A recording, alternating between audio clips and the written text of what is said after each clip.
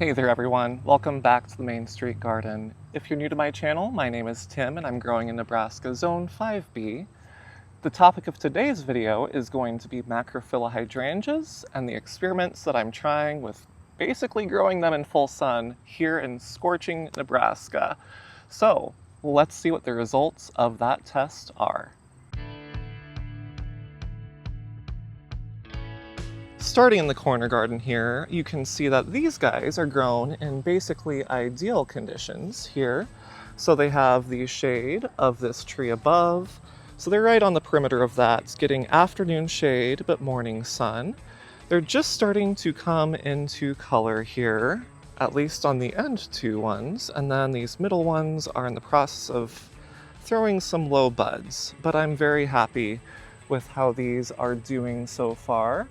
Taking some steps to the back garden though, this is where the experimentation is happening. So a lot of you may have noticed that the proven winners, hydrangea tags, are saying that their macrophyllas can be grown in full sun. This is a full sun location, as is this.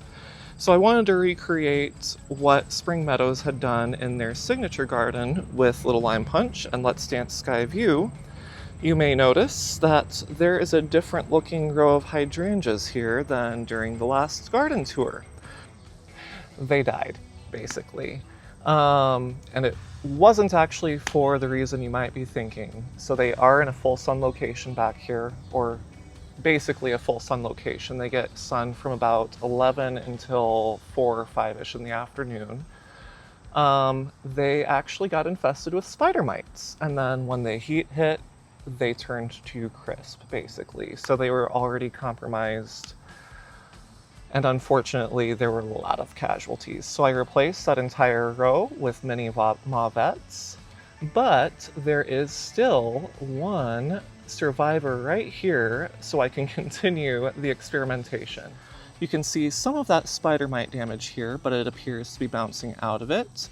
There's a lot of growth on the center. Check that out right there.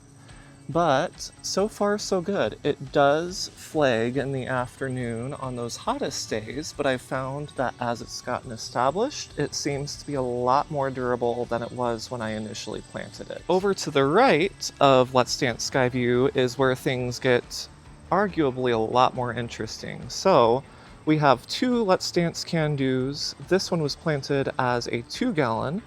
This one was a quart. And then this is Tuff Stuff Top Fun. So this one was also a quart, and look at how huge that plant is. The crazy thing is, even on the hottest of days this summer, we've gotten a few 100-degree clippers. This one basically doesn't flag, or it has minimal flagging, and you can really see the state of the plant. It is just this beautiful green mountain species. There's kind of a mixture of genetics going on there that make this more durable. Behind Tuff Stuff Top Fun, we have the Let's Dance Can-Do. It is more prone to flagging, but you can see it marched through the 100-degree heat with basically minimal to no damage. There are a few scorched leaves on both of these plants, but the new growth is pretty darn convincing that it can handle the summer heat. These blooms came out before our 3-day 100-degree blitz, and they're still looking okay. So I'm going to leave these in here. We're going to continue this experiment to see, once they get established, just how durable they can be in full sun in Nebraska's tumultuous summer temperatures. From the very beginning, I wanted to set myself up for success. That is starting from the ground up with this mulch. So there is about 2 to 3 inches of mulch that I put over the ground to ensure that water levels stayed adequate at the root line. The other thing that I did was I have drip line running behind each one of these plants.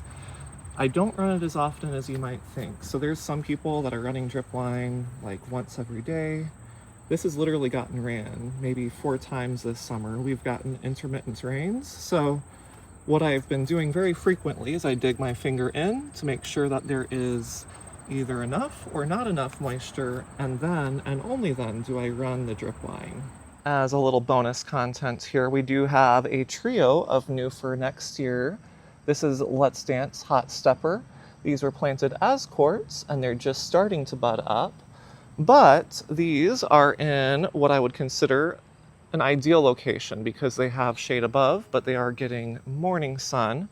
The thing is, these are more prone to flagging than the other two that I have planted over there. So my running theory, I guess, was that the ones that have more of the Serrata genetics in them would be less prone to flagging.